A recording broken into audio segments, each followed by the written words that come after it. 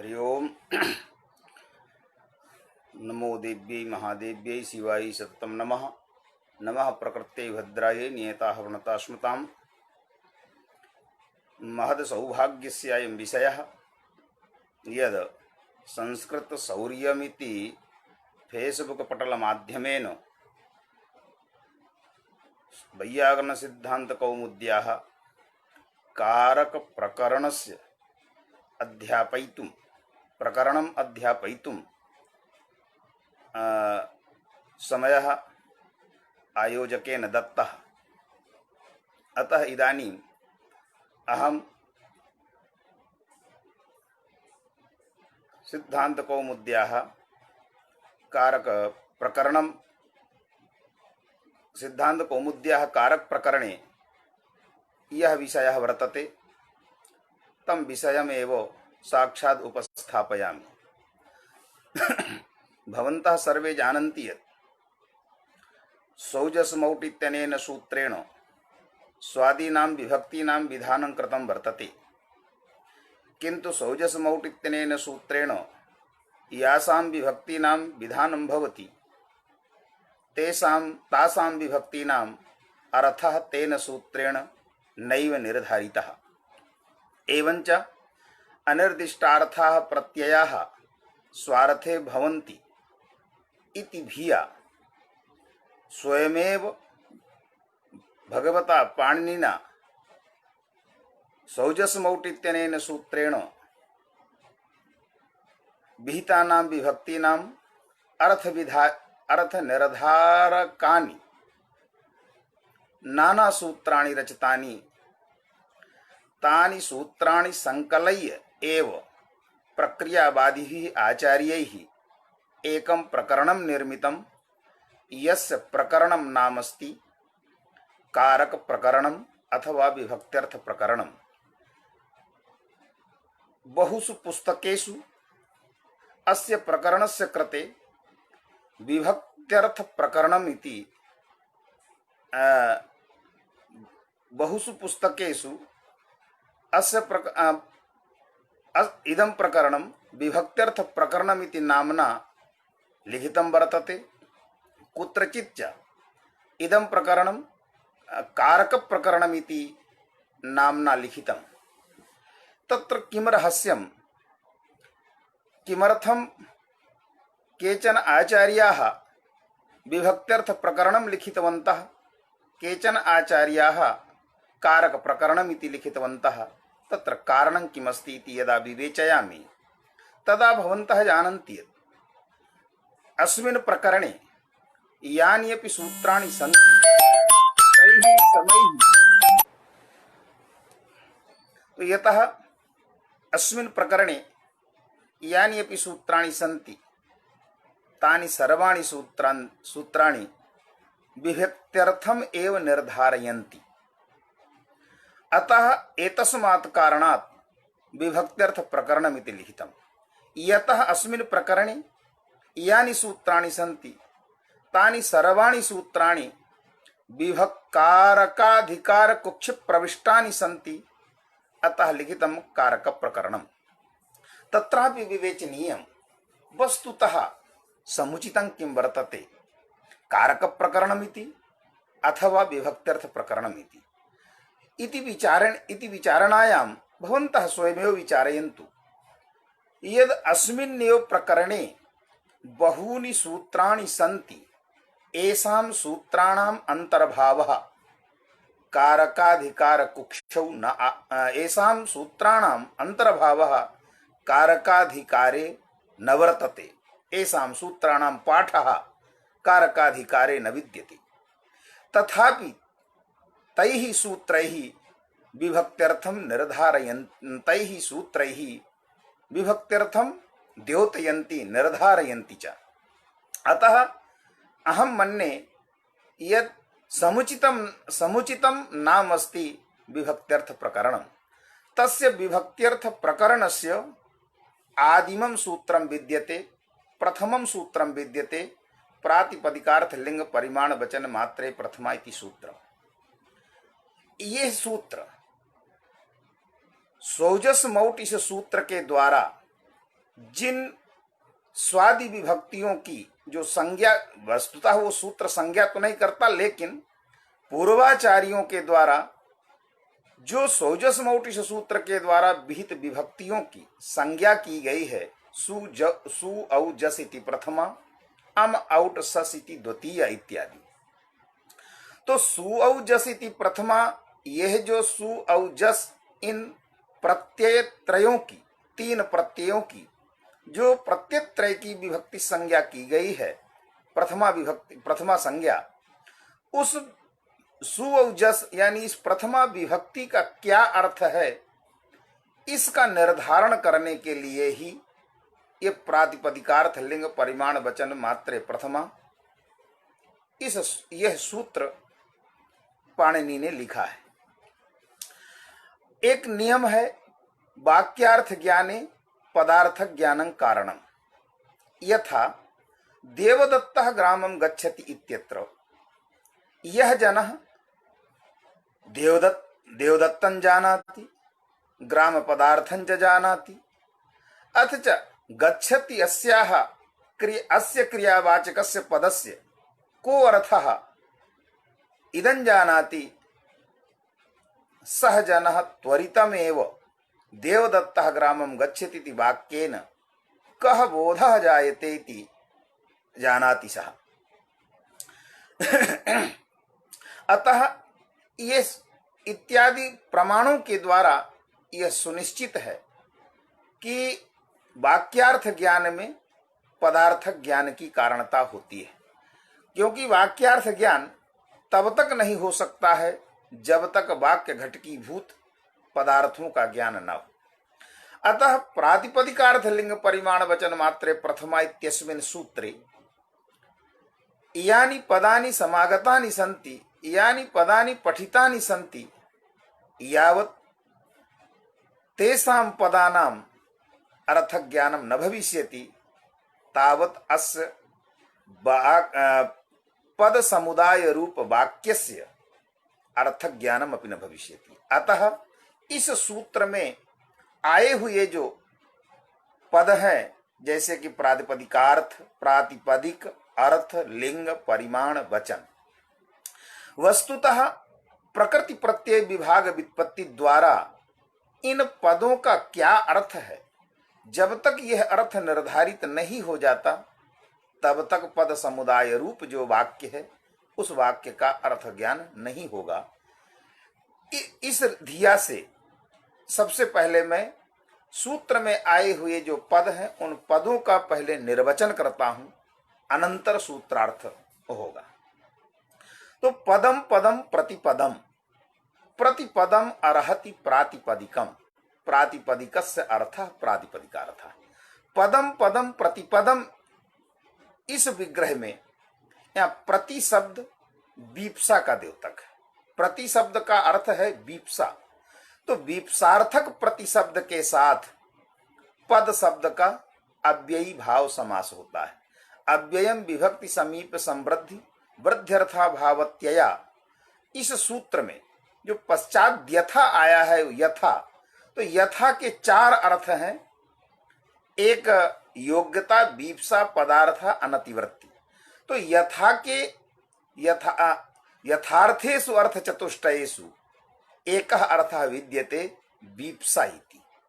अतः जहां वीप्सा अर्थ में विद्यमान जो अव्यय होते हैं उन अव्ययों के साथ अव्ययी भाव समास होता है। इसलिए पद शब्द पदम पदम प्रति, इस विग्रह में पहले पद शब्द का प्रति शब्द के साथ समास हुआ, प्रतिपदम हुआ, और फिर प्रतिपदम अर्हति प्रातिपदिकम, इस विग्रह में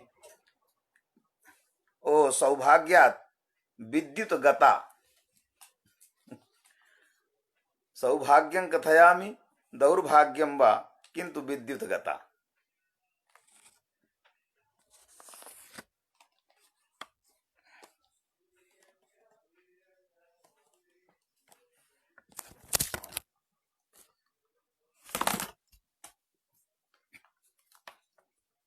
व्यवधानम आगतम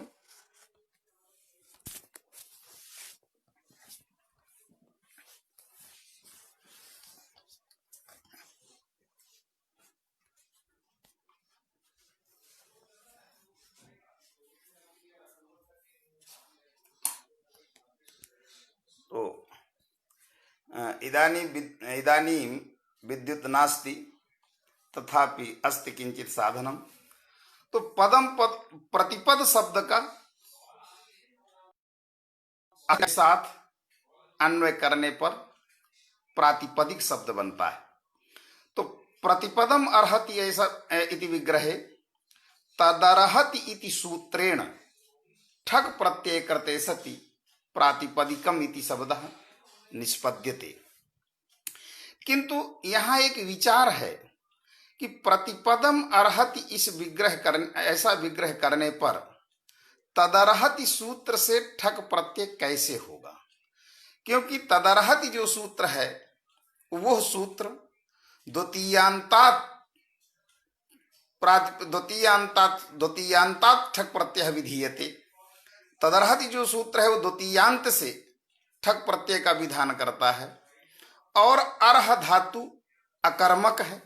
तो यदि अकर्मक है तो उसका कर्म हो नहीं सकता, और जब कर्म नहीं होगा तो कर्मत्वाभावात् यह प्रतिपद जो है द्वितीयांत नहीं होगा, और द्वितीयांत नहीं होगा तो द्वितीयांतत्वाभावात् तदर्हति सूत्र से ठक प्रत्यय संभव नहीं है। अतः ऐसा विचार आने पर आचार्यों ने इसका समाधान किया है कि एक ही धातु एक एव धातु अर्थभेदात भिद्यते। एक ही धातु अर्थ भेद से सकर्मक और अकर्मक हो जाती है। जैसे रुचि दीप्तौ अभिप्रीतौ च, तो रुच धातु दीप्ति अर्थ में भी है और अभिप्रीति अर्थ में है। दीप्ति अर्थ में वही धातु अकर्मक है और अभिप्रीति अर्थ में वही धातु सकर्मक है। उसी तरह जो अर्ह धातु है उस अर्ह धातु के भी दो अर्थ हैं। योग्यः भवति इत्येकः अर्थः, लब्धुम योग्यः भवति इति द्वितीयः अर्थः। तो यदा योग्यः भवति यह अर्थ है तो योग्यः भवति इत्यस्मिन् अर्थे अर्ह धातु अकर्मकः, लब्धुम योग्यः भवति इत्यस्मिन् अर्थे अर्ह धातु सकर्मकः। अतः अत्र लब्धुम योग्यः इत्यर्थम आदाय अर्ह धातोः सकर्मकत्वेन अत्र कर्म संज्ञायां संजातायां प्रतिपदम इति द्वितीयांतम भवितुम अर्हति। अतः प्रतिपदम अर्हति इत्यस्मिन् विग्रहे तदर्हति इति सूत्रेण ठक प्रत्यय कृते सति प्रातिपदिकम इति शब्दः निष्पद्यते। पुनश्च प्रातिपदिकस्य अर्थः प्रातिपदिकार्थः, प्रातिपदिक का अर्थ के साथ षष्ठी समास है। लेकिन अर्थ शब्द में क्या प्रकृति और क्या प्रत्यय होगा, तो अर्थयति बोधयति इति अर्थः। यहाँ अर्थ धातु से अच प्रत्यय होने पर अर्थ शब्द निष्पन्न होता है, अर्थात अर्थ शब्द का तात्पर्य शब्द प्रतिपाद्यः।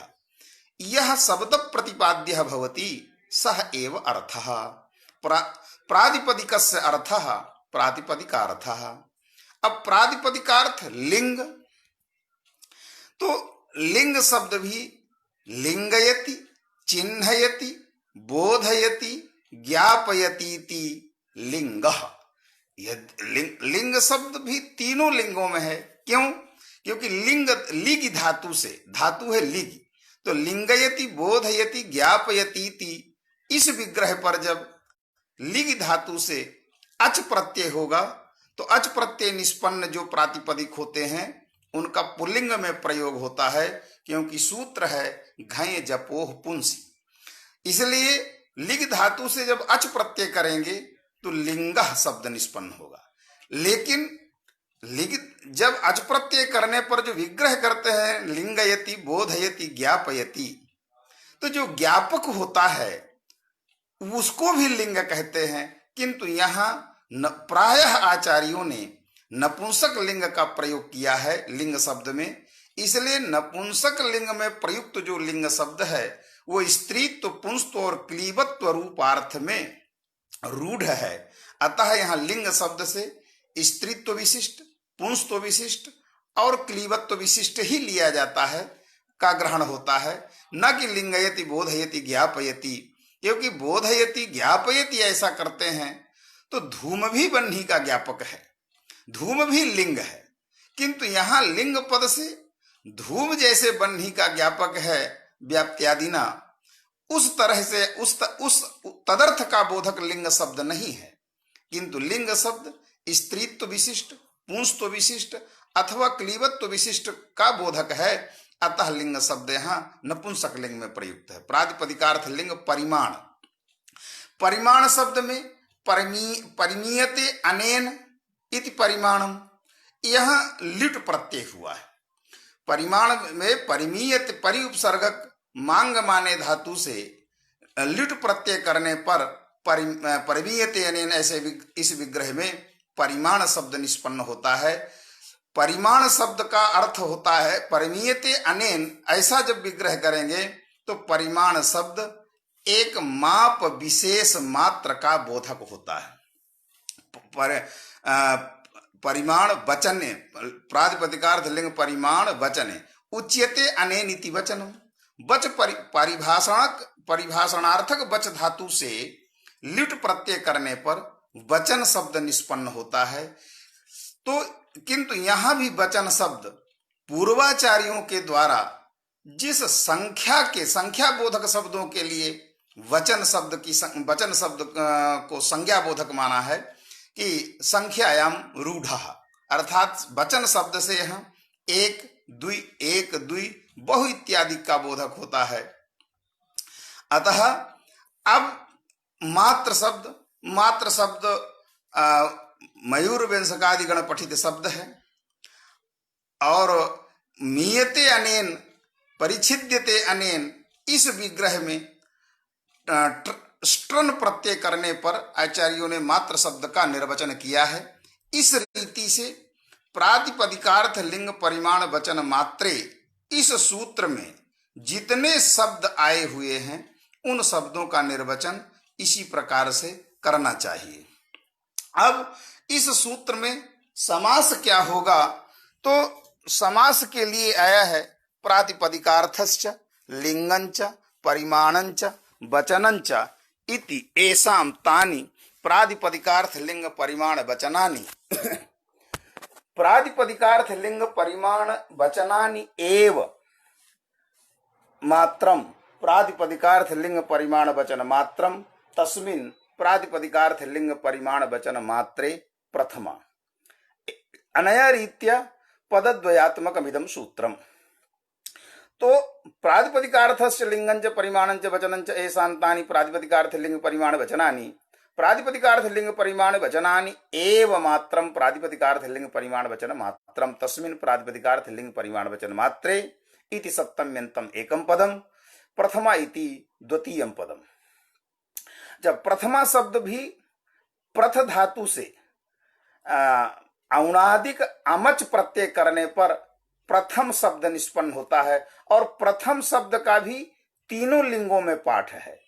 प्रथमः, प्रथमा, प्रथमम लिंगत्रय में है, लेकिन यहां चूंकि विभक्ति का बोधक है प्रथमा, अतः स्त्रीलिंग में है। अब यहां पर जो प्रातिपदिकार्थ लिंग परिमाण वचनानि एव मात्रम, तो विग्रह हुआ एव के साथ और समास हुआ मात्र के साथ। तो अन्येन सह विग्रह अन्येन सह समासः स्वपद विग्रह, अन्येन सह विग्रह अन्येन सह समासः अस्वपद विग्रह, एन सह विग्रह तेन सह समासः स्वपद विग्रह। तो जिसके साथ विग्रह हो उसी के साथ समास हो वह स्वपद विग्रह है, और जिस अन्य के साथ विग्रह हो और अन्य के साथ समास हो उसको कहते हैं अस्वपद विग्रह। यहाँ एव शब्द के साथ समास, एव शब्द के साथ विग्रह है और मात्र शब्द के साथ समास है, इसलिए अस्वपद विग्रह है। और अस्वपद विग्रहाणाम नित्य समासः, और जिनका भी अस्वपद विग्रह होता है वहां नित्य ही समास होता है, इसलिए यहाँ नित्य ही समास हुआ है। और वो समास मयूर व्यंसकादयश्च, इस सूत्र के द्वारा यहाँ समास हुआ है। मयूर व्यंसकादयश्च इति सूत्रस्य इदं तात्पर्यं विद्यते यत् मयूर व्यंसकादि गणे पठिताः ये शब्दाः तेषां शब्दानां समासः। तो अब यह ये विचार करना है कि क्या प्रातिपदिकार्थ लिंग परिमाण वचन शब्द का मयूर व्यंसकादि गण में पाठ है? तो प्रातिपदिकार्थ लिंग परिमाण वचन का तो मयूर व्यंसकादि गण में पाठ नहीं है, लेकिन जो मयूर व्यंसकादयश्च में जो च शब्द आया है, उस च शब्द से अनुक्त सच च शब्द अनुक्त समुच्चयार्थः, वो अनुक्त समुच्चयार्थक है। तो अनुक्त समुच्चयार्थक होने के कारण जिनका नहीं भी पाठ है वो तद भिन्न का भी समास होता है। इसलिए चिदेव मात्रम चिन्ह मात्रम में जैसे मात्र शब्द का तो मयूर व्यंसकादि गण में पाठ है, लेकिन पूरे समुदाय का नहीं है, किंतु मयूर व्यंसकादि गण पठित मात्र शब्द के साथ तद भिन्न जो चिद शब्द है, उस चिद शब्द का चित शब्द का समास मात्र शब्द के साथ होता है। उसी तरह मात्र शब्द का यहाँ मयूर व्यंसकादि गण पठित है मात्र शब्द, अतः उस मात्र शब्द के साथ प्रातिपदिकार्थ लिंग परिमाण वचनानि, इसका समास होगा मयूर व्यंसकादयश्च। अतः समास के अनंतर शब्द निष्पन्न होता है प्रातिपदिकार्थ लिंग परिमाण वचन मात्रे प्रथमा। अतः अर्थात प्रथमा विभक्ति ही कुत्र भवति? तो प्रातिपदिकार्थ लिंग परिमाण वचन। अत्र समासान्ते मात्र शब्दः पठितः। अतः द्वन्द्वादौ द्वन्द्व मध्ये द्वन्द्वान्ते च श्रूयमाणं पदं प्रत्येकमभिसंबध्यते इत्येषः एकः नियमः। तो द्वन्द्वांत तो यहाँ वचन पर्यंत है, मात्र शब्द तो द्वन्द्वांत है नहीं, किंतु इस नियम में अंत शब्द समीप का बोधक है। अंत शब्द समीप बोधक होने के कारण जो मात्र शब्द है द्वंद्वांत यानी द्वंद्व समीप है, तो द्वंद्व समीप पठित मात्र शब्द का प्रत्येक के साथ संबंध हुआ। अतः प्रातिपदिकार्थ मात्रे लिंग मात्रे परिमाण मात्रे वचन मात्रे च प्रथमा विभक्ति भवति। तो ये प्रथमा विभक्ति ही भवति, अर्थात प्रथमा विभक्ति का विधायक तो ये सूत्र है नहीं। प्रथमा विभक्ति का विधायक तो अन्य सूत्र है, यह सूत्र प्रथमा विभक्ति का विधान नहीं करता है। फिर क्यों ऐसी व्याख्या आती है कि प्रातिपदिकार्थ मात्रे प्रथमा विभक्ति ही भवति? उसका तात्पर्य ये समझना चाहिए कि ये जितने भी सूत्र हैं ये सब एक तरह से नियमार्थक हैं। जैसे कर्मणि द्वितीया इत्यादि के जो सूत्र हैं, वो सूत्र क्या कहते हैं? कर्मण्येव द्वितीया, अर्थात द्वितीयातिरिक्ते कर्मत्व रूप अर्थ असाधु। कर्मत्व रूप अर्थातिरिक्ते द्वितीयाया असाधुत्वम। जहां कर्मत्व अर्थ नहीं है वहां द्वितीया की असाधुता, जहां द्वितीया नहीं है वहां कर्मत्व की असाधुता। उसी तरह जहां प्रातिपदिकार्थत्व नहीं है वहां प्रथमा की असाधुता, जहां प्रथमा नहीं है वहां प्रातिपदिकार्थत्व की असाधुता। इसी आशय को रख करके आचार्यों ने कहा प्रातिपदिकार्थे प्रथमा। अब यहां विचारणीय है कि कस तावत प्रातिपदिकार्थः। तो पदम पदम प्रतिपदम प्रतिपदम अर्हति प्रातिपदिकम प्रातिपदिकस्य अर्थः प्रातिपदिकार्थः इति विग्रहस्तु कृतः वर्तते, किंतु कस तावत प्रातिपदिकार्थः। तो यदि हम समास वृत्ति के आधार पर कहें कि प्रातिपदिकस्य अर्थः प्रातिपदिकार्थः, पदस्य अर्थः पदार्थः, तो पदस्य अर्थः पदार्थः अर्थात अर्थ शब्दस्य किं लक्षणं मया उक्तम यत् शब्द प्रतिपाद्यत्वम। तो पदार्थत्व नाम पदाविधेयत्वम। तो पदाविधेय को अगर पदार्थ कहें, उसी तरह प्रातिपदिकस्य अर्थः प्रातिपदिकार्थः, अर्थात प्रातिपदिक का जो अविधेय हो वही प्रातिपदिकार्थ है। या ऐसा भी विग्रह करते हैं कि प्रातिपदिकस्य अर्थः प्रातिपदिकार्थः इत्यत्र प्रातिपदिक पदोत्तर या षष्ठी तस्याः षष्ठ्याः निष्ठत्वम् अर्थः तेन निष्ठत्वम् अर्थः अतः तेन संबंधेन अर्थे अन्वयः अतः प्रातिपदिक निष्ठ शक्ति निरूपक अर्थ प्रातिपदिकार्थ। ये प्रातिपदिक निष्ठा या शक्ति, उस शक्ति से निरूपित जो अर्थ, उस अर्थ को कहते हैं प्रातिपदिकार्थ।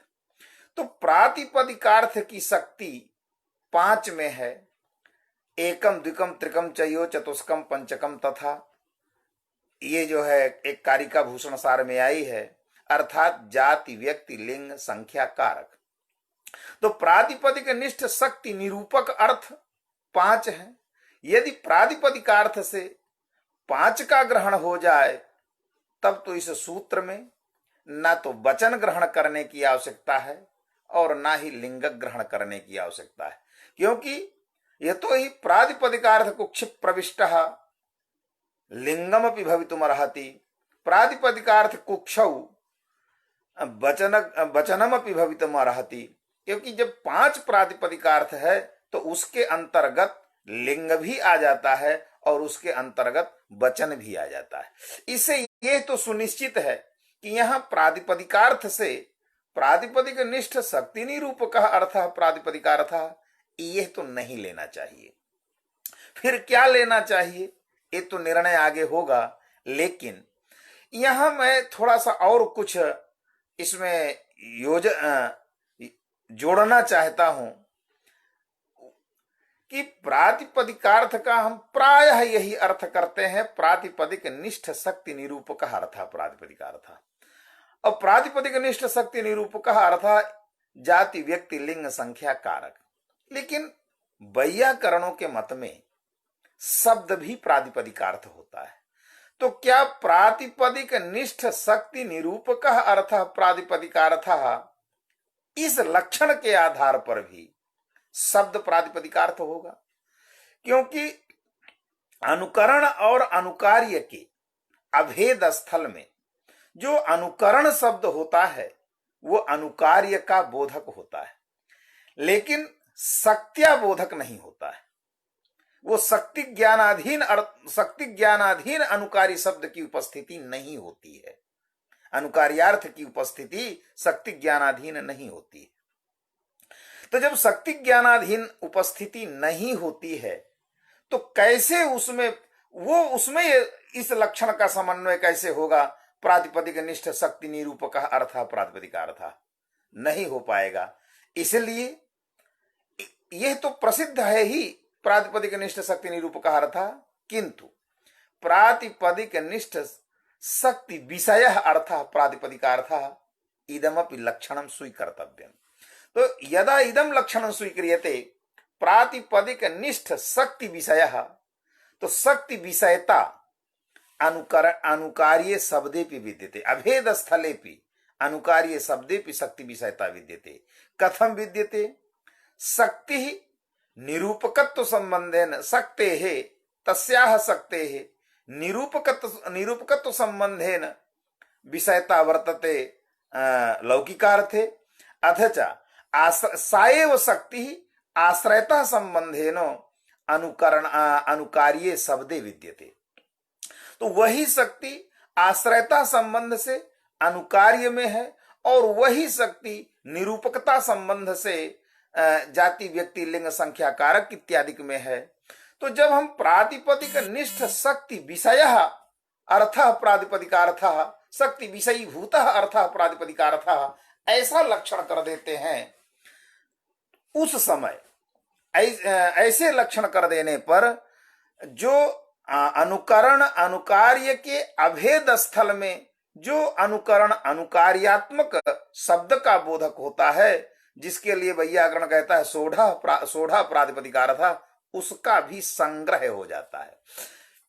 और रही बात उसकी प्रातिपदिक संज्ञा क्यों नहीं होती, तो वो एक पृथक विचार है कि निरूपकत्व संबंधेन अर्थवत्व जिसमें होता है उसी की प्रातिपदिक संज्ञा होती है। आश्रयता संबंधेन जो शक्ति का आश्रय होता है उसकी प्रातिपदिक संज्ञा नहीं होती। इसीलिए अनुकरण स्थल में अनुकरण अनुकार्य के अभेद स्थल में जो अनुकार्य है जो अनुकरण शब्द है उस अनुकरण शब्द की प्रातिपदिक संज्ञा नहीं होती है। अतः प्रातिपदिक निष्ठ शक्ति निरूपक अर्थ प्रातिपदिक अर्थ इति तु सम्यक् एव, किंतु इदम लक्षणम प्रातिपदिक निष्ठ शक्ति निरूपक अर्थ तत्र न गन्तुं शक्नोति। अस्य लक्षणस्य अनुकरण अनुकार्ययोः अभेद स्थले अनुकरणात्मके शब्दे न समन्वयः न भविष्यति। अतः प्रातिपदिक निष्ठ शक्ति विषयः अर्थः प्रातिपदिक निष्ठ शक्ति विषयीभूतः अर्थः प्रातिपदिक अर्थ यह भी स्वीकार करना चाहिए। अब प्रसंग यही पुनः प्रसंग यही है कि यदि प्रातिपदिक निष्ठ शक्ति विषयीभूतः अर्थः प्रातिपदिक अर्थः अथवा प्रातिपदिक निष्ठ शक्ति निरूपक अर्थ प्रातिपदिकार्थ, यदि ऐसा प्रातिपदिकार्थ करेंगे तो प्रातिपदिकार्थ के अंतर्गत प्रातिपदिकार्थ कुक्षौ लिंगस्यापि प्रवेशः भविष्यति वचनस्यापि प्रवेशः भविष्यति। अतः सूत्रे अस्मिन् लिंगग्रहणस्य अथ च वचनग्रहणस्य वैयर्थापत्तिः स्यात्। तद्वैयर्थापत्ति भिया अस्मिन् सूत्रे प्रातिपदिकार्थ पदेन न प्रातिपदिक निष्ठ शक्ति विषयीभूतः अर्थः प्रातिपदिकार्थः न वा प्रातिपदिक निष्ठ शक्ति निरूपकः अर्थः प्रातिपदिकार्थः धर्तुं शक्यते, किंतु प्रातिपदिकार्थ पदेन कश्चन विलक्षणः पारिभाषिकः एव प्रातिपदिकार्थः गृह्यते। सच विलक्षणः पारिभाषिकः प्रातिपदिकार्थः कः अस्ति इति जिज्ञासायाम् आचार्य दीक्षितेन उक्तं सिद्धांत कौमुद्यां यत नियतोपस्थितिकः प्रातिपदिकार्थः। अब नियतोपस्थितिकः प्रातिपदिकार्थः, इस लक्षण का मूल क्या है? तो इसका मूल इसी सूत्र के महाभाष्य, इसी सूत्र का व्याख्यान जब इस सूत्र के महाभाष्य का व्याख्यान जब आचार्य कैयट ने किया तो कैयट ने इस लक्षण की संभावना व्यक्त की। उन्होंने वहां लिखा, भाष्यकार की एक पंक्ति, सोत्र प्रातिपदिकार्थः। तो सोत्र प्रातिपदिकार्थः, इस प्रतीक को लेकर के आचार्य कैयट ने कहा यमर्थम न व्यभिचरति सह प्रातिपदिकार्थः। तो यमर्थम न व्यभिचरति सह प्रातिपदिकार्थः, इसी कैयट वचन के आधार पर आचार्यों ने नियतोपस्थिति का प्रातिपदिकार्थः यह लक्षण स्वीकार कर लिया। क्यों? अब इसमें थोड़ा विचार करिए कि नियतोपस्थिति का प्रातिपदिकार्थः, नियतोपस्थितिकत्वं प्रातिपदिकार्थत्वं, तो नियतोपस्थितिकत्वं इति लक्षणमस्ति, प्रातिपदिकार्थत्वं च लक्ष्यमस्ति, प्रातिपदिकार्थस्य इदं लक्षणम्। तो लक्षण वही होता है जो लक्ष्यतावच्छेदक समनीयत हो, अर्थात लक्ष्यतावच्छेदक समनीयतत्वमेव लक्षणत्वम्। लक्षणत्वेन अभिमत वही हो सकता है जो लक्ष्यतावच्छेदक समनीयत हो। जैसे शासनादिमत्वम गोत्वम, तो शासनादिमान गौः इत्यत्र गो इत्यस्य लक्षणं वर्तते शासनादिमान। तो लक्ष्या अस्ति गौः, लक्ष्यता गविवर्तते, लक्ष्यतावच्छेदकं गोत्वम, तद समनीयतत्वमेव वर्तते शासनादिमत्वम्। यतोहि कदापि एवं न भवति यत् गोत्वाभावाधिकरणे शासनादिमत्वं तिष्ठेत् अथवा शासनादिमत्वाभावाधिकरणे गोत्वस्य वृत्तिता स्यात्। जहां भी गोत्व की वृत्तिता होगी वहीं शासनादिमत्व की भी वृत्तिता होगी, और जहां शासनादिमत्व की वृत्तिता होगी वहीं गोत्व की वृत्तिता होगी। यही दोनों का समनीय तत्व है। तो इससे तो जब शासनादिमत्वम गोत्वम शासनादिमान गौः ये लक्षण किया, तो इस लक्षण करने का एक ही रहस्य है, एक ही तात्पर्य है कि या तो तादृश मास पिंड विशेष को गो शब्द से व्यवहार किया जाए। शासनादिमान जो मास पिंड विशेष है उसको गो शब्द से व्यवहार किया जाए। एक तो व्यवहार प्रयोजन हुआ लक्षण का। दूसरा इसका यह भी तात्पर्य है कि गोत्वा भावाधिकरणे अथवा शासनादि मत्वा भावाधिकरणे गोत्वस्य व्यवहार न करणीय। जहां शासनादि मत्व का अभाव है वहां गौह का व्यवहार, गोत्वाधिकरण गो का व्यवहार, गोत्वावच्छिन्न गो का व्यवहार नहीं करना चाहिए। अर्थात गोत्वम गोत्वावच्छिन्न गौः, गोत्वावच्छिन्ना गौः, यह जो व्यवहार है यह व्यवहार उसी मांस पिंड के लिए होगा जहां शासनादि मत्व हो। शासनाद उसी तरह नियतोपस्थितिका प्रातिपदिकार्थ, ये प्रातिपदिकार्थ का लक्षण है। लक्षण का स्वभाव ही है लक्ष्यतावच्छेदक समनीय तत्व। लक्षणत्वेन विवक्षित जो है उसमें लक्ष्यतावच्छेदक समनीय तत्व होना चाहिए। तो प्रातिपदिकार्थ का लक्षण है नियतोपस्थिति, लक्ष्यतावच्छेदक हुआ प्रातिपदिकार्थ, तद समनीय तत्व हुआ नियतोपस्थितिकत्व। अर्थात नियतोपस्थितिकत्वाभावाधिकरणे प्रातिपदिकार्थत्वमिति व्यवहारः न कर्तुं शक्यते। प्रातिपदिकार्थत्वाभावाधिकरणे नियतोपस्थितिकत्वमिति व्यवहारः न कर्तुं शक्यते। उभयोः व्याप्य व्यापक भावः। यही दीक्षित के मतानुसार जहां यत्र यत्र नियतोपस्थितिकत्वं तत्र तत्रैव प्रातिपदिकार्थत्वं, अथवा यत्र यत्र प्रातिपदिकार्थत्वं तत्र तत्रैव नियतोपस्थितिकत्वं। दीक्षित के मतानुसार, अन्य के मत में तो लक्षण व्यभिचरित होगा, लेकिन दीक्षित ने जो लक्षण किया उस लक्षण से यही तात्पर्य है कि जैसे शासनादि मत्वाभावाधिकरणे गोत्वावच्छिन्नः गौः इति व्यवहारः न कर्तुं शक्यते, तथैव प्रातिपदिकार्थत्वाभावाधिकरणे तथैव नियतोपस्थितिकत्वाभावाधिकरणे प्रातिपदिकार्थत्वावच्छिन्न प्रातिपदिकार्थः इति व्यवहारः न कर्तुं शक्यते। अतः दीक्षित के मत में वही प्रातिपदिकार्थ है जो नियतोपस्थितिक है। यही इस सूत्र का पारिभाषिक और विलक्षण प्रातिपदिकार्थ है। अतः प्रातिपदिकार्थ मात्रे प्रथमा विभक्ति ही।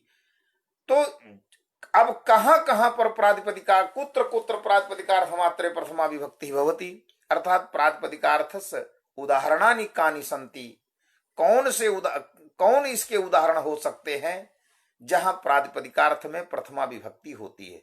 तो आचार्य पाणिनि ने एक सुऔजस, ये जो प्रथमा विभक्तियां हैं, इन प्रथमा विभक्तियों का एक अर्थ जो है सुनिश्चित कर दिया कि प्रातिपदिकार्थत्वेतरे प्रथमाया असाधुत्वम, कि जहां प्रातिपदिकार्थत्व नहीं है वहां प्रथमा की साधुता नहीं होती। यह एक उन्होंने प्रथमा विभक्ति के अर्थ को सुनिश्चित किया।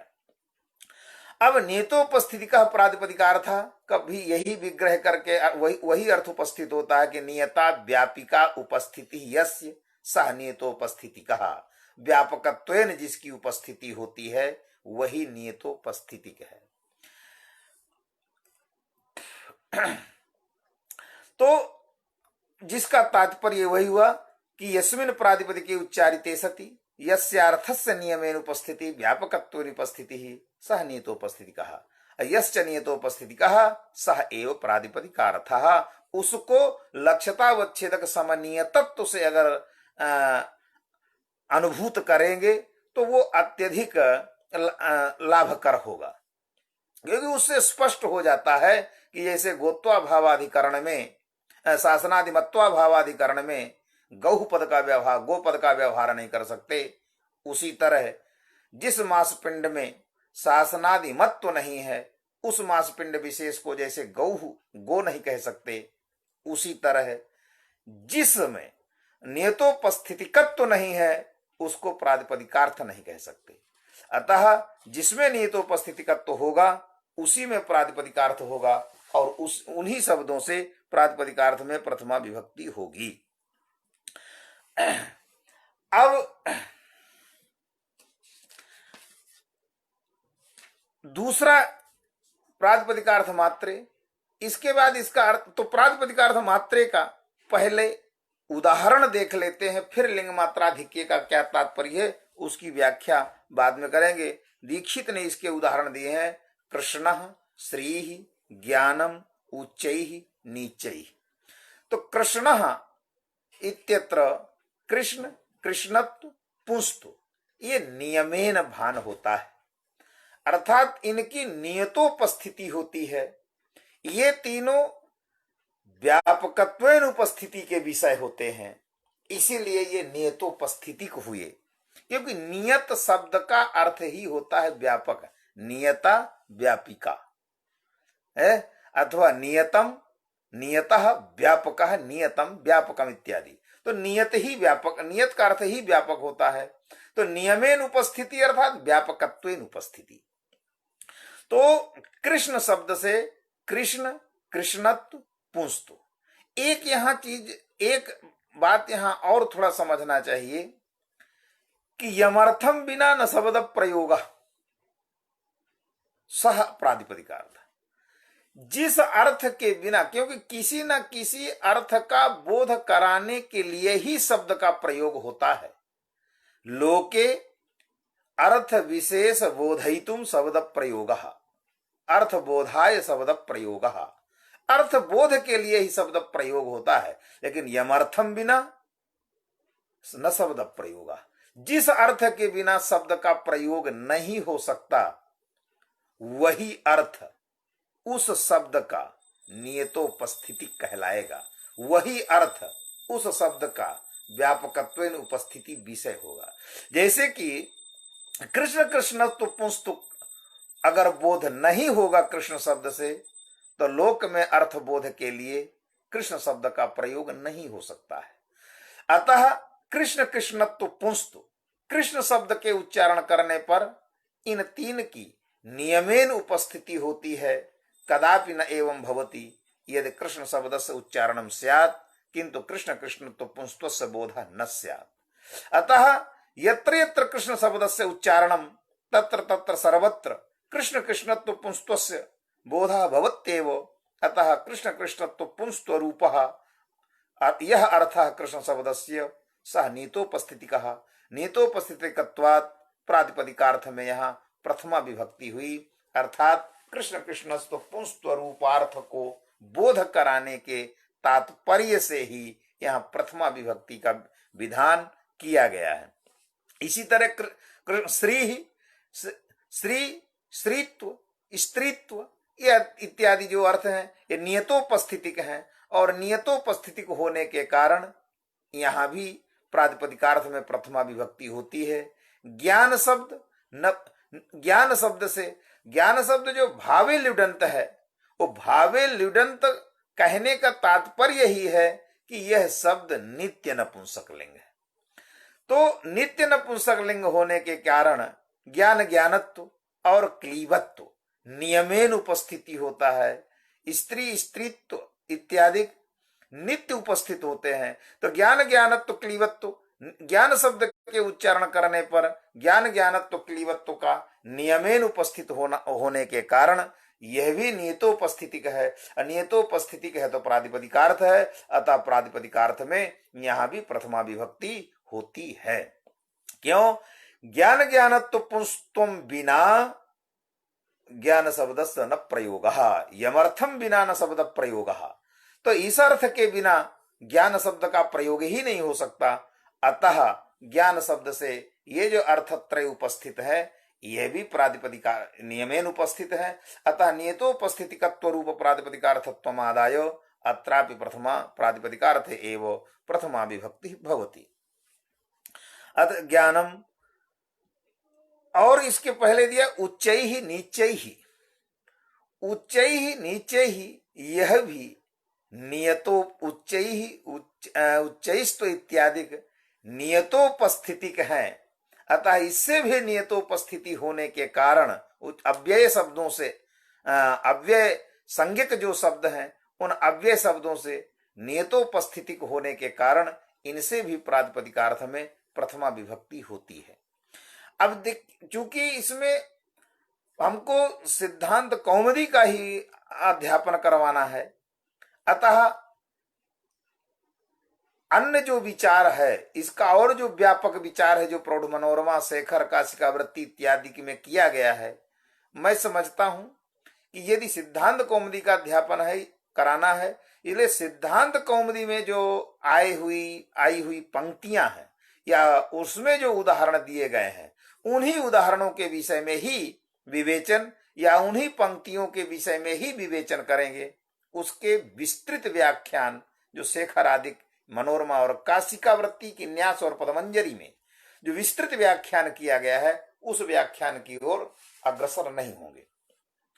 अब ये उदाहरण देने के बाद उच्चैः नीचैः कृष्णः श्री ज्ञानम के बाद आगे लिखते हैं दीक्षित पंक्ति, अलिंगाः नियत लिंगाश्च प्रातिपदिकार्थ मात्र इत्यस्य उदाहरणम। इस पंक्ति का कुछ रहस्य, अलिंगाः नियत लिंगाश्च।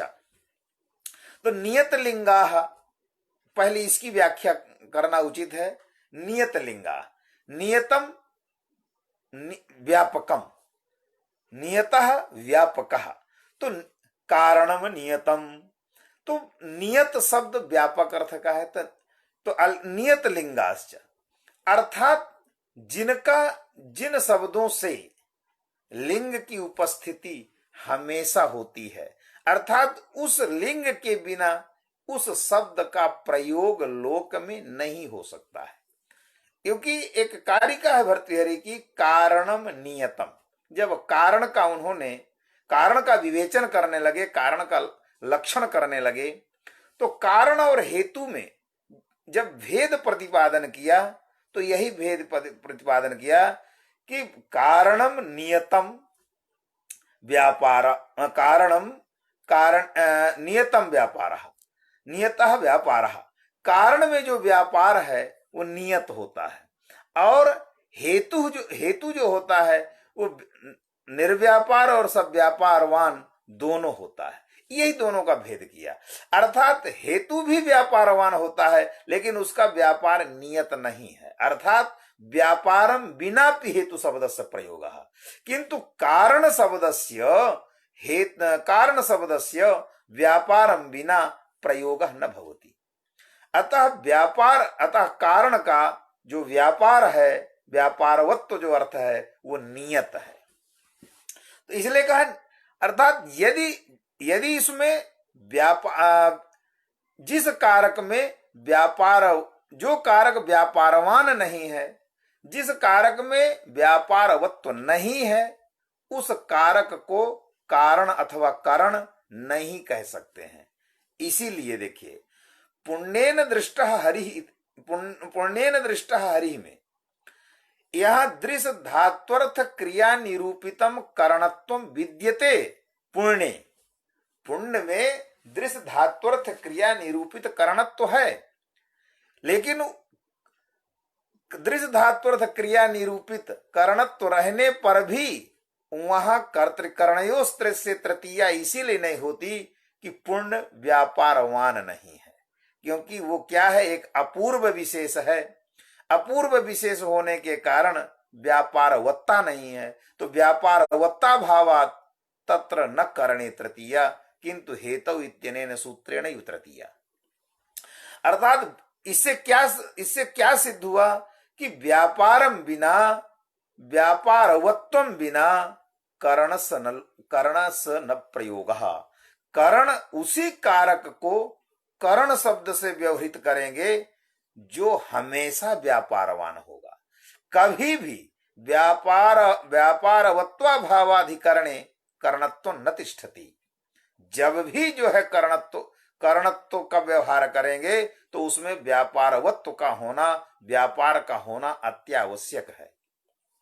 तो जो जिसके बिना नहीं रह सकता, जिसके बिना जिसका व्यवहार नहीं हो सकता, वही उसका नियत है। उसी अर्थ के लिए उसको नियत शब्द से कहते हैं। जैसे कि करण का व्यापार के बिना व्यवहार नहीं हो सकता है, यही उसका नियत। उसी तरह नियत लिंगाह, तो नियत लिंगाह का यही कि जिस लिंग के बिना लोक में उस शब्द का प्रयोग न हो सके वही उस शब्द का नियत लिंग है। जैसे कि कृष्ण शब्द का जो भगवान कृष्ण का वाचक है, जो द्रव्य परक कृष्ण है, जो विशेषण परक है, वो तो तीनों लिंगों में है, जो गुणवाचक है। लेकिन जो द्रव्य बोधक कृष्ण शब्द है, उस कृष्ण शब्द का पुंस्त्व विशिष्टार्थ के बिना, वाचकत्व के बिना लोक में प्रयोग नहीं हो सकता। अतः कृष्ण शब्द का पुंस्त्व अर्थ नियत है, इसीलिए कहा नियत लिंगा। नियत लिंगा का यही व्याख्या करना चाहिए कि यल्लिंगम बिना तस्य शब्द, यल्लिंगम बिना न लोके प्रयोग तस्य शब्दस्य, उस जिस शब्द का जिस लिंग के बिना लोक में प्रयोग नहीं हो सकता, उस शब्द, वही लिंग उस शब्द का नियत है। जिस लिंग के बिना भी लोक में उसका प्रयोग हो सकता है, वो उसका नियत लिंग नहीं हो सकता है। तो नियत लिंगाश्च, तो अलिंगाः नियत लिंगाश्च प्रातिपदिकार्थ मात्र इत्यस्य उदाहरणम, तो नियत लिंग का तात्पर्य यही हुआ। अब दूसरा आया अनियत लिंगाः। अनियत लिंगाः में क्या समास करें? अविद्यमानम लिंगम यस्य सह अनियत लिंगकः, बहुव्रीहि शेषाद विभाषा से कप प्रत्यय भाव में अनियत लिंग भी शब्द साधु होगा। तो अविद्यमानम लिंगम यस्य सह अनियत लिंग, जिसका लिंग विद्यमान ही नहीं है, सर्वथा अभाव है। तो ऐसा कौन सा शब्द हो सकता है जिसमें लिंग प्रतियोगिक अत्यंताभाव हो? अविद्यमानम लिंगम यस्य सह अलिंगकः अथवा अनियत लिंगः अलिंगाः। तो अलिंगाः का अगर न विद्यते लिंगम यस्य सह अलिंगाः तो लिंग प्रतियोगिक अत्यंताभाव, तो लिंग प्रतियोगिक अत्यंताभाव बोधक शब्द कौन हो सकता? कोई नहीं होगा। कोई भी ऐसा शब्द नहीं है जो जिस शब्द में लिंग प्रतियोगिक अत्यंताभाव हो। क्योंकि आप कहेंगे कि अव्यय में है, तो यदि अव्यय में लिंग प्रतियोगिक अत्यंताभाव है तो सदृशम त्रिषु लिंगेषु सर्वासु च विभक्तिषु, त्रिषु लिंगेषु सदृशम, तीनों लिंगों में समान रूप होता है, इसलिए लिंग वहां भी है।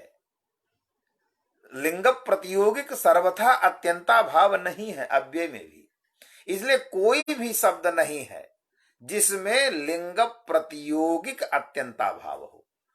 तो फिर अविद्यमानम लिंगम यस्य सह अलिंगः, यह विग्रह तो उचित नहीं होगा। इसलिए अलिंग से क्या तात्पर्य करना चाहिए?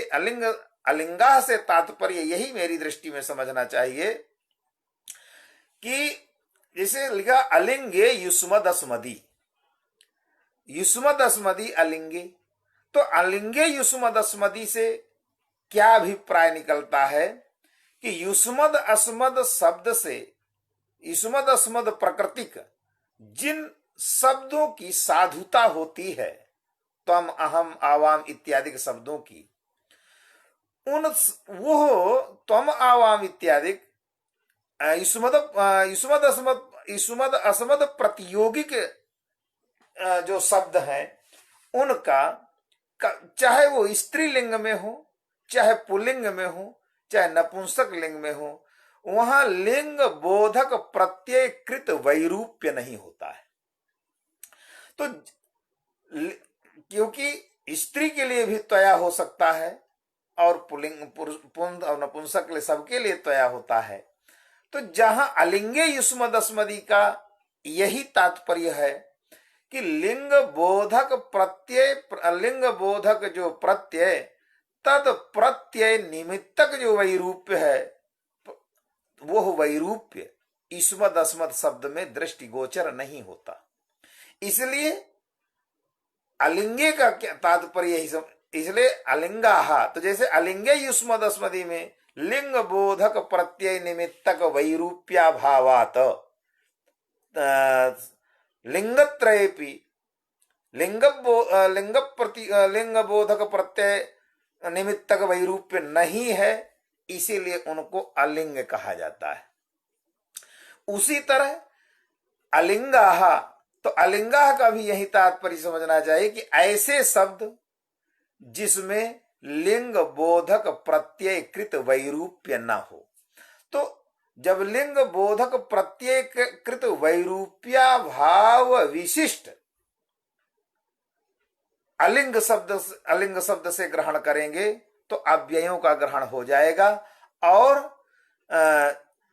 सदृशम त्रिशलिंगेशु का विरोध भी नहीं होगा, क्योंकि है तीनों लिंग है, लेकिन लिंग प्रतियोगिक लिंग बोधक प्रत्यय निमित्तक जो वैरूप्य है वो वैरूप्य अव्ययों में नहीं दृष्टिगोचर होता, इसीलिए लिखा सदृशम त्रिषु लिंगेषु। यहां भी अलिंगाह से यही समझना चाहिए, इसीलिए दीक्षित ने ऐसे उदाहरण दिए हैं जहां लिंग बोधक प्रत्यय निमित्तक जो वैरूप्य है वह वैरूप्य जिन शब्दों में नहीं होता है, क्योंकि बहुत शब्द हैं, प्रायः शब्द हैं जहां लिंग बोधक प्रत्यय निमित्तक वैरूप्य होता है, जैसे अजह, अजा इत्यादि। एक जगह लिंग बोधक प्रत्यय टाप हुआ इसलिए वहां अजा हुआ, तो अजह, अजा इत्यादि कैसे अनेक शब्द हैं। अब प्रकृति में तटह, तटी, तटम है तीनों लिंगों में शक्ति, लेकिन तीनों लिंगों में शक्ति होने पर लिंग बोधक प्रत्यय निमित्तक वैरूप्य उसके साधु शब्द में होता है। जिस शब्द को हम साधु कहते हैं उस साधु शब्द में, जैसे तटः इति शब्दः साधु, तटम इति शब्दः साधु, तटी इति शब्दः साधु, तो तटः, तटी, तटम इत्यादि शब्दों में साधुता है, तो वहां जो वैरूप्य हुआ तटः, तटी, तटम का, उस वैरूप्य का कारण यही है कि लिंग बोधक प्रत्यय निमित्तक वैरूप्य है। जब लिंग बोधक प्रत्यय स्त्रीत्व का बोधक प्रत्यय आया तो तटी हुआ। इस तरह का जहां जिस प्रातिपदिक से निष्पन्न, जिस प्रातिपदिक से जिस शब्द की साधुता होती है, उस साधु बोधक शब्द में जहां लिंग बोधक प्रत्यय निमित्तक वैरूप्य नहीं होगा, वही अलिंग शब्द से लिए जाते हैं, ऐसे होते हैं अव्यय। इसीलिए दीक्षित ने उच्चैः नीचैः यह प्रयोग दिया है। तो अलिंगाः नियत लिंगाश्च, अलिंगाः नियत लिंगाश्च प्रातिपदिकार्थस्य प्रातिपदिकार्थ मात्र इत्यस्य उदाहरणम।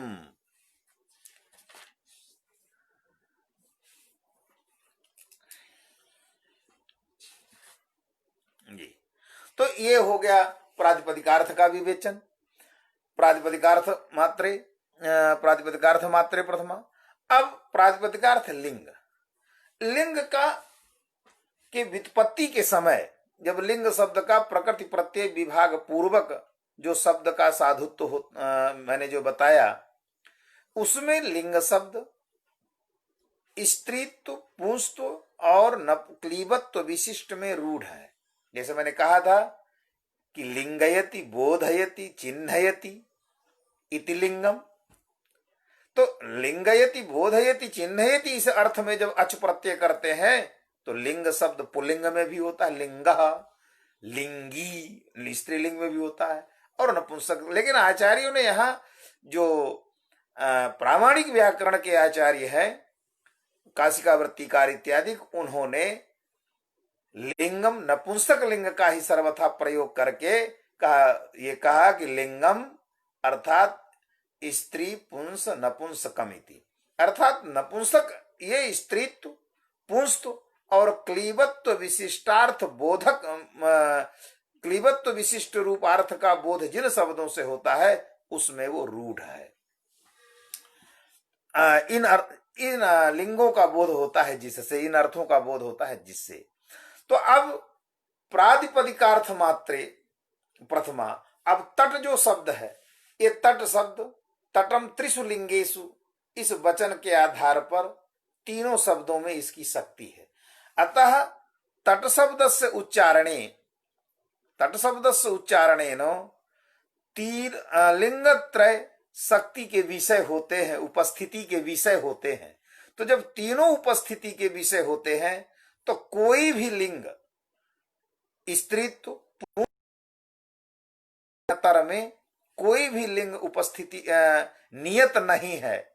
वहां ये नहीं कह सकते हैं कि यह लिंगम बिना यस शब्दस्य न प्रयोगः, किम पुल्लिंगम बिना तत्शब्दस्य प्रयोगः न भवति, किम स्त्रीलिंगम बिना तत्शब्दस्य प्रयोगः न भवति, अथवा किम वा नपुंसक लिंगम बिना तत्शब्दस्य प्रयोगः न भवति।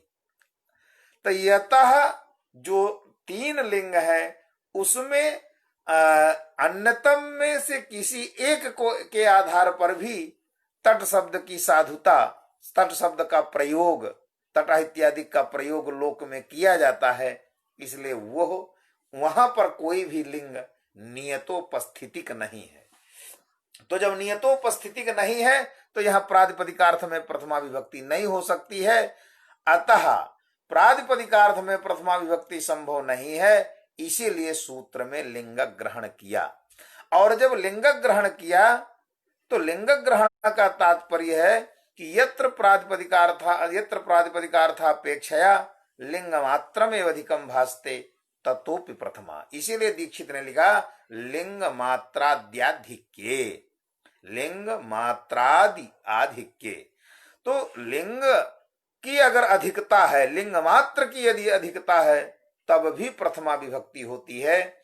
इसलिए तट में यहां नियतोपस्थितिकत्व रूप प्रातिपदिकार्थत्व न होने के कारण प्रथमा विभक्ति नहीं सिद्ध थी। अतः लिंगाधिक्य में भी यहाँ प्रथमा विभक्ति होती है। अतः तटः तटी तटम में जो प्रथमा विभक्ति आई है वो लिंगाधिक्य में है। प्रातिपदिकार्थ लिंग परिमाण, परिमाण शब्द का विग्रह मैंने बताया था, परिमीयते अनेन इति परिमाणम। परिउपसर्गक मांग माने धातु से करण में लिट प्रत्यय करने पर परिमाण शब्द निष्पन्न होता है। यदि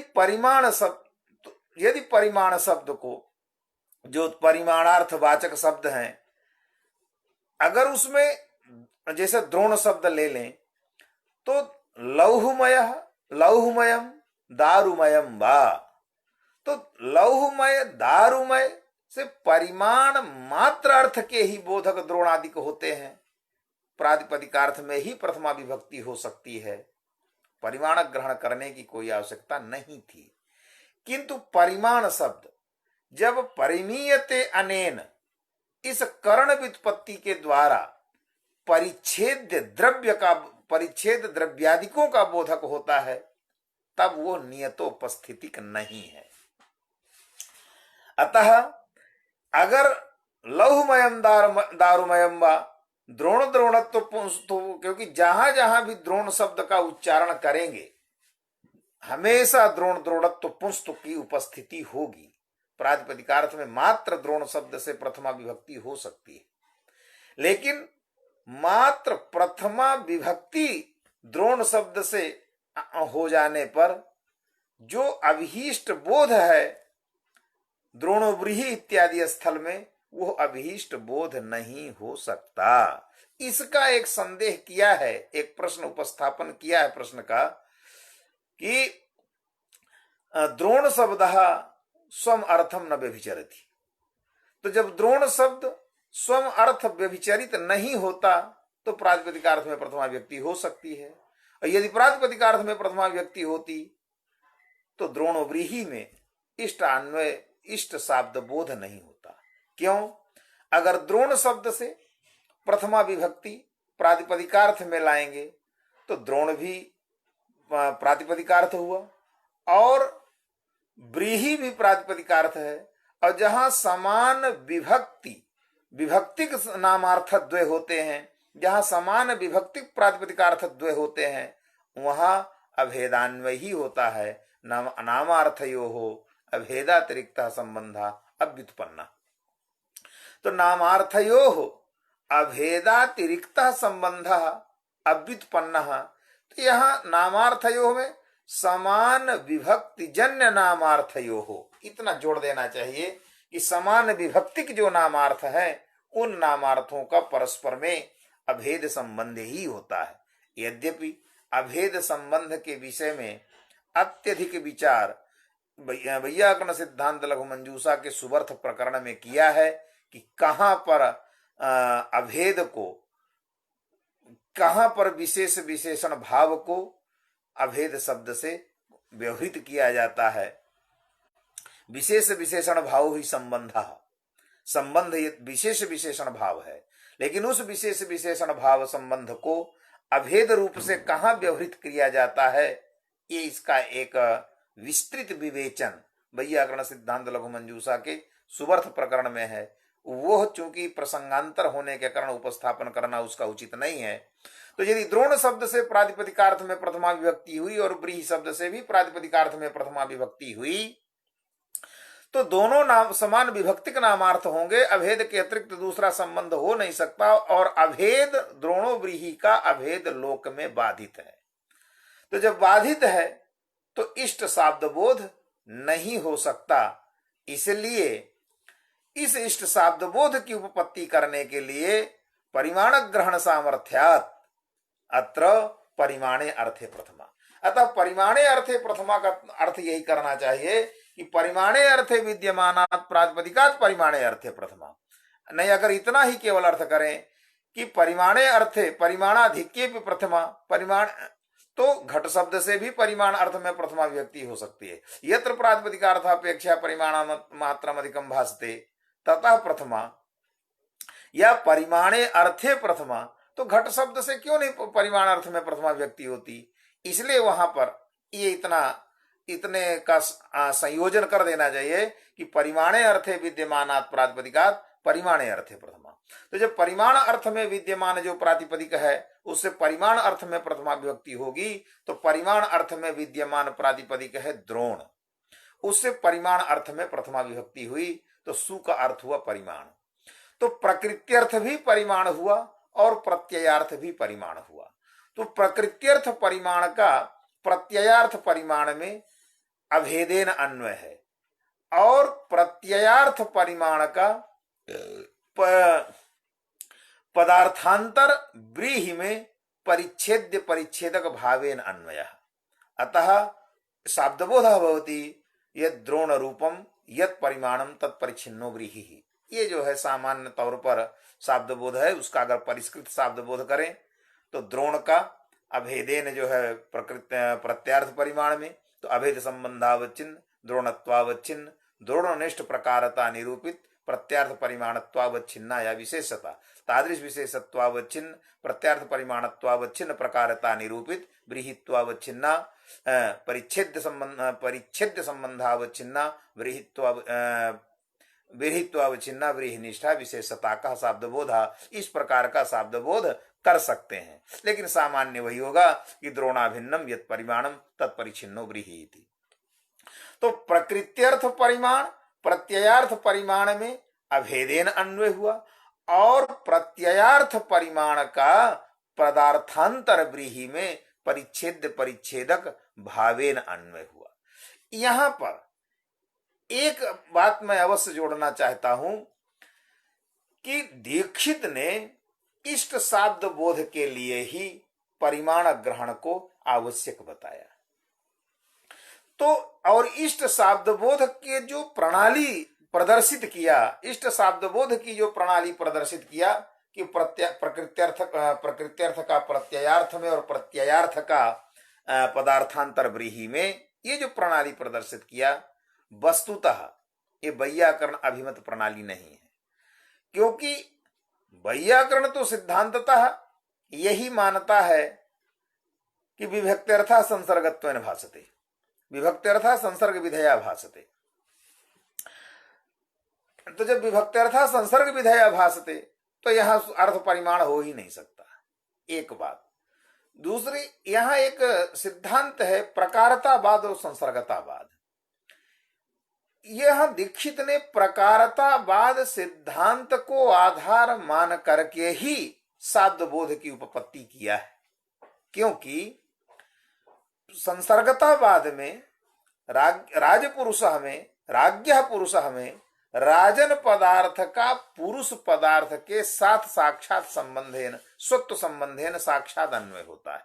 स्वत्व संसर्गतावादी के मत में राज्ञ पुरुष से भी वही बोध और राजपुरुष से भी वही बोध।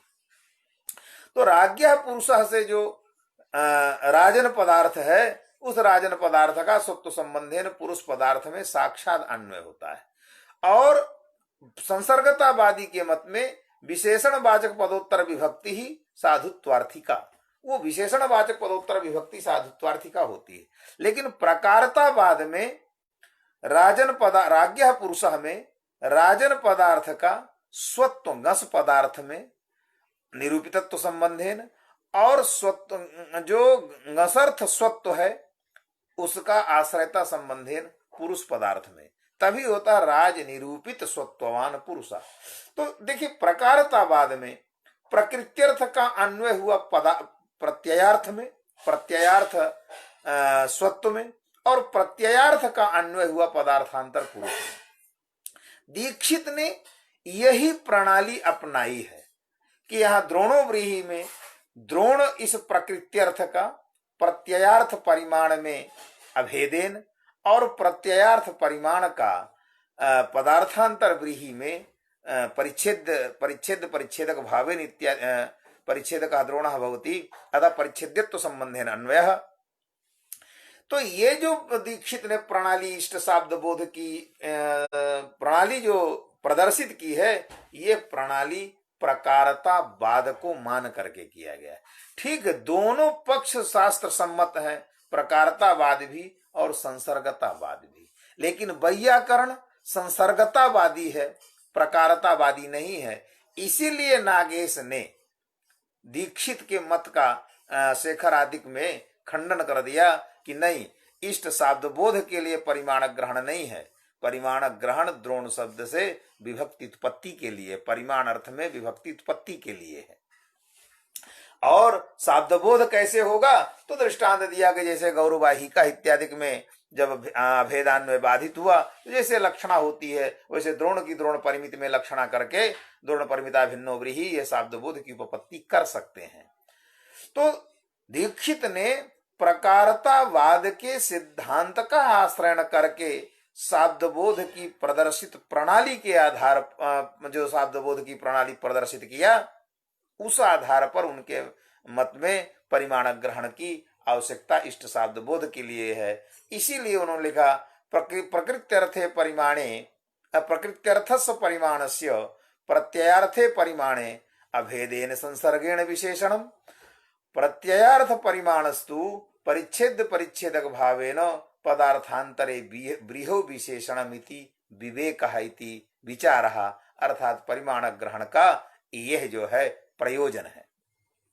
परिमाण वचन मात्र वचन शब्द आया तो वचन शब्द का जैसे कि मैंने कहा कि वचन शब्द उच्यते अनेन, ऐसा यदि विग्रह करेंगे तो वचन शब्द निष्पन्न होता है। लेकिन वचनम संख्या, पूर्वाचार्यों ने वचन शब्द को संख्या अर्थ में रूढ़ किया है, इसलिए जो संख्या वाचक शब्द हैं एक द्वि बहु इत्यादि, उन्हीं के लिए वचन शब्द का प्रयोग होता है।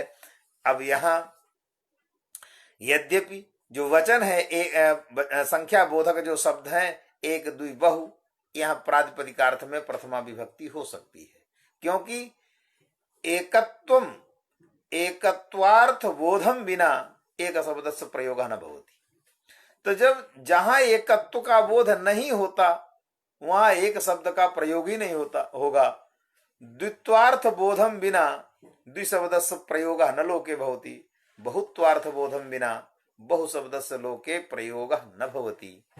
अतः ये एकत्व द्वित्व बहुत्व नियतोपस्थितिक है, और नियतोपस्थितिक होने के कारण प्रातिपदिकार्थ में ही प्रथमा विभक्ति प्रातिपदिकार्थ में ही प्रथमा विभक्ति हो सकती है, वचन ग्रहण की कोई आवश्यकता नहीं है।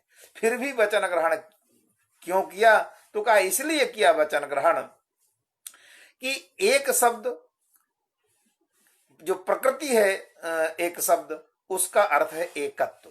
आदसतः संख्या संख्ये। तो आदशतः संख्या संख्ये इस वचन के आधार पर संख्या विशिष्ट संख्ये के बोधक होते हैं। तो संख्या है यहाँ एकत्व संख्या। और सु जो एक शब्द से जो सु प्रत्यय आता है उसका भी अर्थ है संख्या।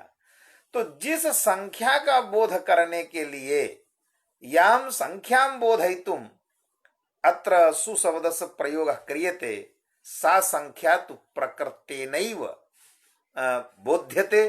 तो जब प्रकृत्यैव बोध्यते सा संख्या, तो फिर उसी को कथन करने के लिए उक्तार्था नाम प्रयोग है।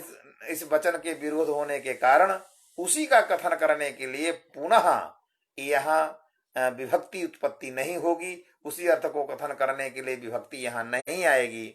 अतः ये एक द्वि बहु इत्यादि शब्दों की साधुता नहीं हो पाएगी, एक दो बहु इत्यादि शब्दों की। अतः उक्तार्था नाम प्रयोग इस वचन का दीक्षित के अनुसार, इस ग्रंथ के अनुसार, ऐसा नहीं कि विचार यही समाप्त हो गया। इस ग्रंथ वैयाकरण सिद्धांत कौमुदी की पंक्ति के आधार पर उक्तार्था नाम प्रयोग इस न्याय का, इस वचन का बाध करने के लिए ही इस सूत्र में माने वचन ग्रहण किया गया है। जब वचन ग्रहण करते हैं तो उक्तार्था नाम प्रयोग इस न्याय का बाध हो जाता है। अब जब बाध हो गया तो ये सुनिश्चित हुआ कि विभक्ति उत्पत्ति होगी, उसी अर्थ को कहने के लिए भी विभक्ति उत्पत्ति होगी। अब कौन सी विभक्ति होगी? एक शब्द से औ या द्वि शब्द से बहु जस या बहु शब्द से सु प्रत्यय क्यों नहीं आता? तो उसके लिए सामान्य नियम किया है, अनन्वितार्थक विभक्ति कल्पना अपेक्षया अनुवादक विभक्ति कल्पना एवं जैसी।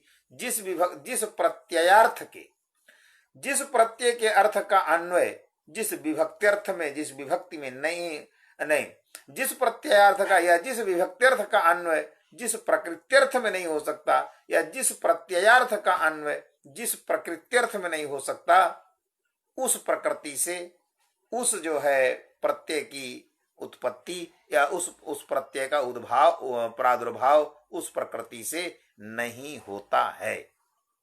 यदि एक शब्द से औ विभक्ति लाएंगे तो औ का अर्थ है द्वित्व और प्रकृति का अर्थ एकत्व। द्वित्वस्य एकत्वे बाधात, एक प्रकृत्यर्थ में द्वित्व का अन्वय संभव नहीं हो, प्रकृत्यर्थ में द्वित्व का अन्वय नहीं हो पाएगा। अतः अनन्वितार्थक विभक्ति कल्पना अपेक्षा अनुवादक विभक्ति, इसलिए प्रकृति के अर्थ का अनुवाद करने वाली जो विभक्ति है उसी विभक्ति की यहाँ उत्पत्ति होगी, उसी विभक्ति का यहाँ आनयन होगा।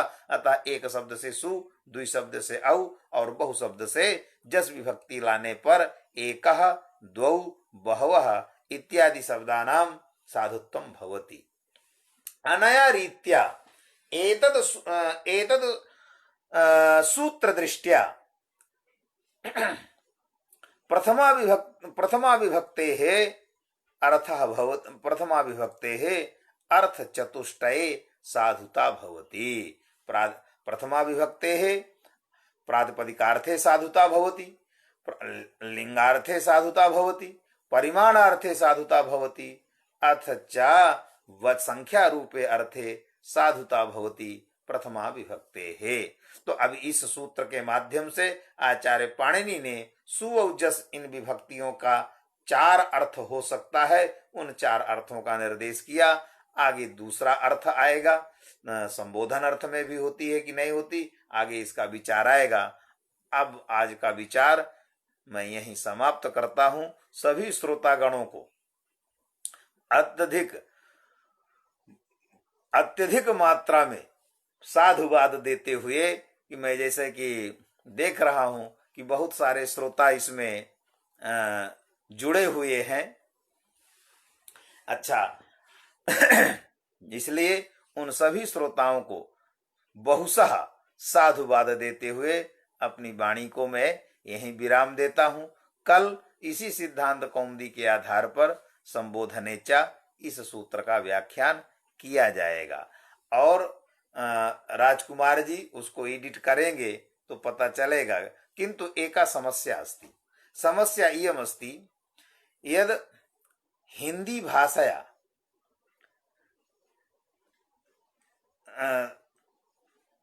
तादृश हिंदी भाषया यद कथितुम् इच्छामि तत् कथने किंचित काठिन्यम् अनुभवामि। यतोहि भवति किं प्रायः भवति पाठः संस्कृत माध्यमेन, अतः संस्कृत भाषया अस्ति कश्चित् अभ्यासः। भवतु मध्ये मध्ये स्खलनं भवति, क्वचित् अशुद्धता आयाति, किंतु यह प्रवाह यादृशः प्रवाहः यादृशी च अभिव्यक्तिः संस्कृत माध्यमेन भवितुमर्हति, तादृशी अभिव्यक्तिः हिंदी भाषया किंचित काठिन्यम अनुभवामि। क्योंकि उसका साधु शब्द हिंदी में एक समस्या है कि कौन सा उसका साधु शब्द प्रयोग करें, ये बार बार मन में सूत्र नहीं लगा। अब लगा, अरे लगा शब्द ये क्षेत्रीय भाषा है, किसको समझ में आएगी किसको नहीं आएगी, तो अब उसका तुरंत मन में कभी आता है कि सूत्र की प्रवृत्ति नहीं हुई। इसलिए हिंदी के साथ साथ संस्कृत और संस्कृत के साथ साथ हिंदी, हम ये दोनों भाषाओं का समन्वय रूप से, सम्मिलित रूप से प्रयोग करते हुए ही हम ग्रंथ का अध्यापन करवाएंगे। धन्यवादाः। नमो नमः।